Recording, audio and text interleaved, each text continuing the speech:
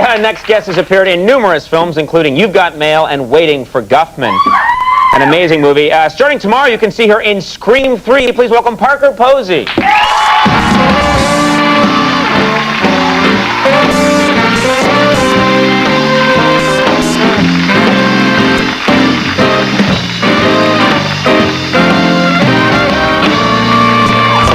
Thanks for being here. You're welcome. Yeah, cool to have you on the show. It's nice to be here. Yeah, well, now, Scream 3. I've been seeing promotion for this thing everywhere. There's some kind of countdown or something. That like, you have 2 more days. They're creating this whole thing around it. I can't believe a movie company would try so hard to get people to watch. To watch it. Well, they're going to see it anyway because so many people saw the first one. Right, people love these movies, these Scream movies. Yeah. The only thing I've noticed is that every person in the cast, every single person in a Scream movie has to act really afraid at one point and scream. That was fun. And is that, I would think, like, from an acting point of view, is that like the hardest thing in the world to do? I mean, if I was an actor, I'd want parts where I just quietly chuckle, like, that's funny. and then I get as much money as everyone else. But well, actually acting scared seems kind of difficult. Right. There were a couple of days where I had to, you know, run around and scream and act scared. But then when she started screaming, the more you scream, the more scared you get. And then by the end of the day, I was just so tired. But you would frighten yourself by screaming? Yeah, you end up scaring yourself. That's like insane. If you start laughing, like if you fake a laugh right now, and then you start, I thought you were going to keep laughing at yourself. No, that's as much as I can manage. After like 5 seconds, I just give out. No, but if I kept fake laughing, explain this to me. If I kept fake laughing... Yeah, maybe you know, like laugh at yourself.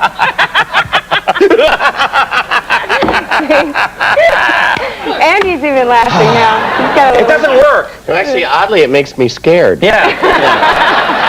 I was going to say, that would scare you. Yeah. So screaming makes you scared, though, doing that so much. Right. Is that hard? I would also think... And I had these new wrinkles, like, I had to scream a lot. I can't give anything away, of course, because there's I bet there's some murdering. Yeah.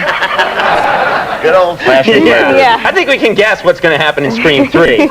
Not exactly, but what's happening? Yeah, it kind of wrecked me a little bit, but then... It was also fun being scared with the other people. Courtney and I had a lot of fun being scared together and running around and screaming, and that was fun. Did you also? Do you have a good scream? I mean, I would hate that. I think I would have a high-pitched, womanly scream if I was frightened. Yeah, I would. That would be. You know, that's why I would not want to scream. It would embarrass me. But you, do you have a good one? Screamed before? Not really. I try not to because I don't think it would sound good. I'd be like, ah! You know, that's bad. That's not a good man's scream. I think you should try it again.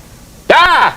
That's not a scream at all. Ah! I don't know. Well, I know. Well, give us one. Can you give us one? I knew you were going to try to get me to scream. Yeah, come on. I'll try and frighten you. Eisenhower. Oh! Here, you see Eisenhower and be afraid, okay? The general's not anywhere around. Are you ready? That was good.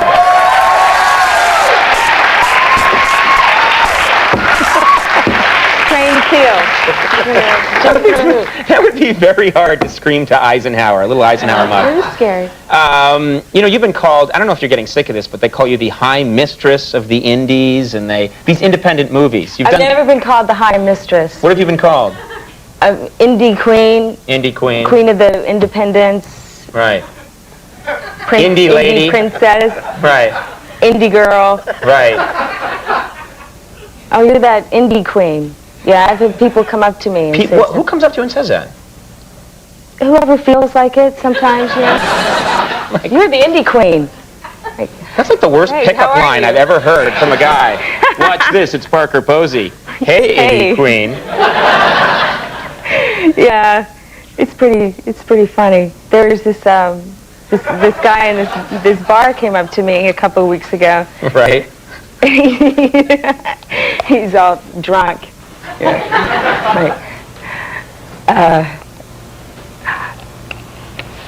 You know Dr. Ellis? Yeah? I know Dr. Ellis's daughter. He's your dentist in your hometown.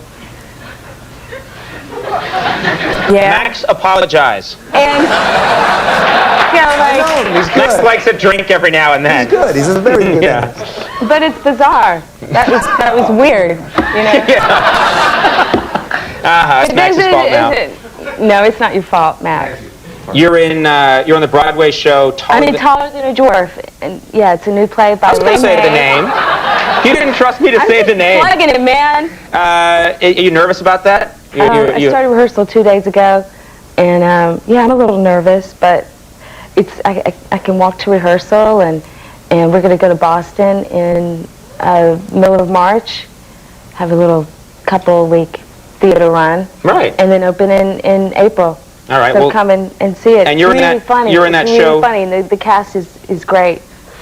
I was going to get to who's in the cast. Yeah, Matthew Broderick's in right? that cast, and I hear it's really great. Taller Than a Dwarf. It begins March 24th, and that's at the Long Acre Theater in New York City. Is that right? So you'll start it in Boston, then take it here. And Scream 3, like we even have to mention at this point. 'Cause Exactly. It's everywhere. Yeah, it's but let's everywhere. mention it anyway, because the movie studio will have me killed if I don't. Scream 3 opens tomorrow. So Parker Posey, thanks for doing it. Thank Very you. cool to have you here. We'll take a break, and we come back live. Going to be joining us. Just in a minute.